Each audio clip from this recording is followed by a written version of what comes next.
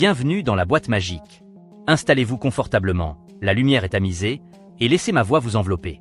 Aujourd'hui, glissons-nous ensemble dans les méandres de l'incroyable, là où la survie défie toute logique, là où le destin semble hésiter. Vous connaissez peut-être déjà ces histoires, glanées ici et là. Mais ce que la boîte magique vous offre, c'est une plongée plus profonde, une exploration des détails oubliés, des émotions brutes, des instants suspendus. Oubliez ce que vous croyez savoir.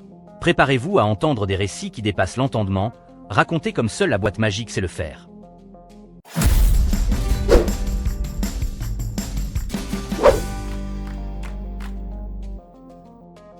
Numéro 10, le froid piégeur. Commençons notre voyage au cœur de la survie avec le numéro 10 de notre exploration. Laissez-moi vous parler d'Anna Bagenholm. Visualisez les étendues glacées de la Suède, le silence feutré des paysages hivernaux. 1999. Anna, passionnée de ski, est victime d'un accident. Piégée sous une épaisse couche de glace, elle se retrouve immergée dans une eau à peine au-dessus du point de congélation pendant plus d'une heure, presque une éternité. Le froid la saisit, la glace engourdit ses membres, chaque seconde est une lutte contre l'épuisement. Son corps se refroidit à une vitesse alarmante, atteignant une température impensable, défiant les lois de la biologie. Pourtant, Anna trouve une poche d'air, un ultime souffle d'espoir dans cet écrin glacé. Son cœur finit par s'arrêter. Lorsque les secours la retrouvent, elle est inanimée. Mais l'histoire ne s'arrête pas là. Une équipe médicale déploie des efforts titanesques pendant 9 heures.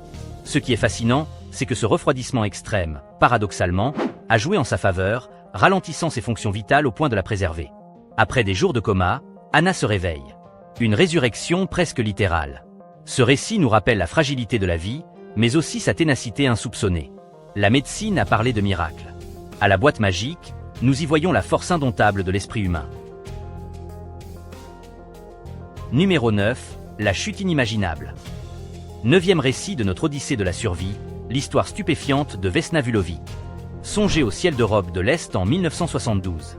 Vesna, hôtesse de l'air, se trouve à bord d'un vol reliant Stockholm à Belgrade. Soudain, une explosion. L'avion se désintègre en plein vol. Et Vesna est éjectée. Une chute vertigineuse de plus de 10 000 mètres. Pensez à la violence des éléments, au vent hurlant, à la terre qui se rapproche à une vitesse folle. L'avion s'écrase sur une montagne, ne laissant aucun survivant, sauf Vesna.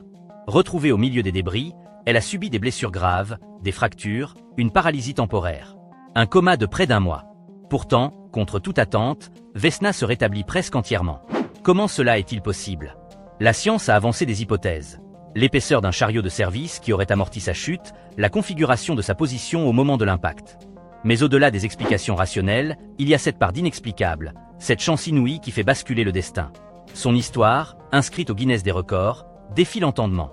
Une chute libre de cette hauteur sans parachute, et survivre. Une véritable énigme. Numéro 8, l'aimant à éclairs. Délaissons les hauteurs pour évoquer une figure singulière. Roi Sullivan, que l'on surnomme, non sans ironie, l'homme paratonnerre. Visualisez un ranger américain dans les vastes étendues sauvages des parcs nationaux. Un homme comme tant d'autres, sauf qu'il a l'incroyable tendance d'attirer la foudre. Pas une fois, ni deux, mais 7 fois au cours de sa vie. Oui, 7 fois. Cet impact direct de la foudre. Chaque fois, des brûlures, des pertes de connaissance, des séquelles. La première fois, il perd un ongle d'orteil. Les suivantes, ce sont ses sourcils qui flambent, son épaule marquée à jamais, sa tête directement touchée. La 7e fois est la plus sérieuse et le conduit à l'hôpital. Ce qui frappe, c'est cette répétition improbable, cette statistique qui défie les probabilités. La foudre, cette force brute et imprévisible de la nature, semble avoir jeté son dévolu sur Roi. Chaque éclair aurait pu être fatal. À cette reprise, il a survécu. Ironie du sort, son histoire s'achève sur une note tragique, un geste désespéré à l'âge de 71 ans. Mais son incroyable parcours avec la foudre restera gravé dans les annales de l'insolite. Numéro 7, l'homme scindé. Retour sur Terre, avec le récit bouleversant de Truman Duncan. Songez à un employé de chemin de fer, un homme ordinaire, pris dans un accident effroyable. Alors qu'il travaille sur un train, il glisse et chute, se retrouvant piégé sous les roues d'un wagon. Traîné sur plusieurs mètres, son corps est littéralement sectionné en deux. La scène est d'une violence inouïe. Et pourtant, malgré la douleur inimaginable, malgré l'horreur de la situation, Truman conserve une lucidité incroyable.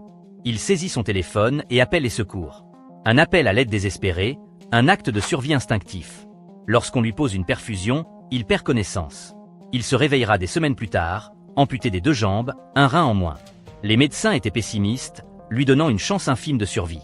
Mais Truman s'est accroché à la vie avec une force inébranlable. De multiples opérations, une longue rééducation. Et puis, chose incroyable, il retourne travailler au même endroit. Son histoire est un témoignage poignant de la résilience humaine, de la capacité à surmonter les pires épreuves. Numéro 6. L'endurance face à l'adversité.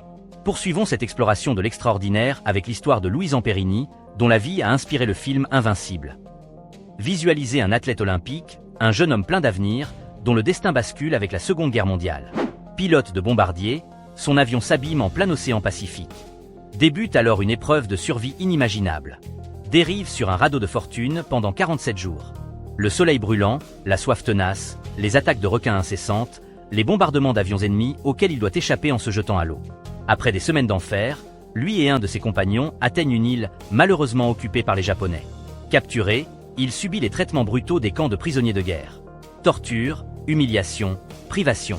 Pourtant, Louis ne cède pas. Il puise dans une force intérieure insoupçonnée. Il survit à tout cela.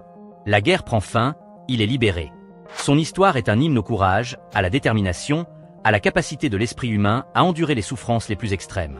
Il vivra jusqu'à un âge avancé, portant les cicatrices de ses épreuves, mais aussi la fierté d'avoir triomphé de l'adversité. Numéro 5. La tête rescapée. Au cœur de nos récits, voici l'histoire pour le moins singulière de Carlos Rodriguez, surnommé l'homme à la demi-tête. Ce surnom, aussi choquant soit-il, reflète une réalité stupéfiante. À l'âge de 14 ans, sous l'emprise de substances, Carlos est victime d'un accident de voiture spectaculaire. Éjecté à travers le pare-brise, il atterrit sur la tête. Le choc est terrible. Pour sauver sa vie, les chirurgiens sont contraints de retirer une partie importante de son crâne et de son cerveau. La photo de Carlos, avec cette partie manquante de sa tête, a longtemps circulé, suscitant l'incrédulité. Pourtant, c'est bien sa réalité.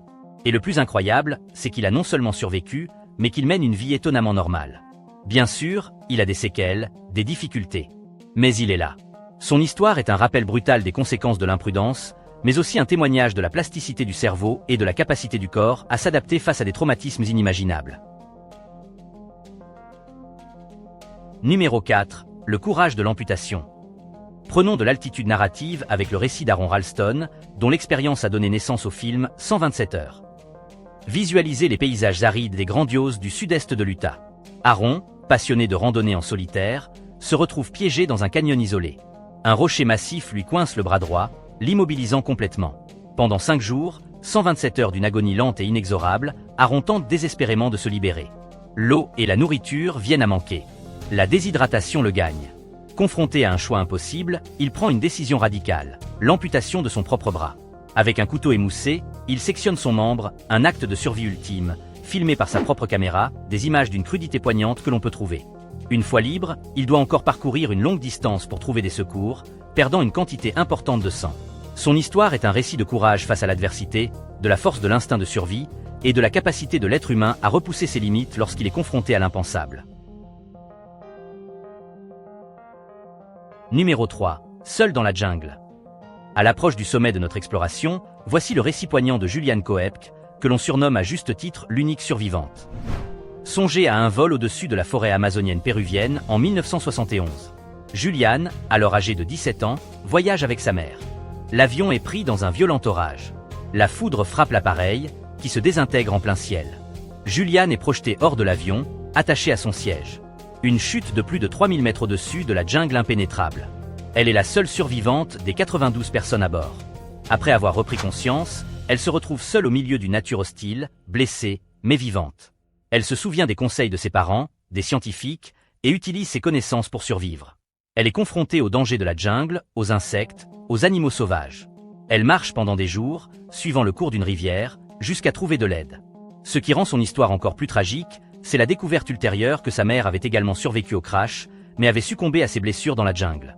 Le récit de Juliane est une histoire de survie miraculeuse, de courage face à l'isolement, et de la force des liens familiaux. Ces 10 récits, que nous venons d'explorer ensemble, ne sont pas de simples anecdotes. Ils sont des fenêtres ouvertes sur la capacité de l'être humain à survivre face à l'adversité la plus extrême. Ils nous rappellent la fragilité de notre existence, mais aussi la force indomptable qui sommeille en chacun de nous. Si ces histoires vous ont touché et si l'exploration des limites de la survie humaine vous fascine, alors n'oubliez pas de vous abonner et d'activer la cloche pour ne manquer aucune de nos prochaines aventures. À très vite!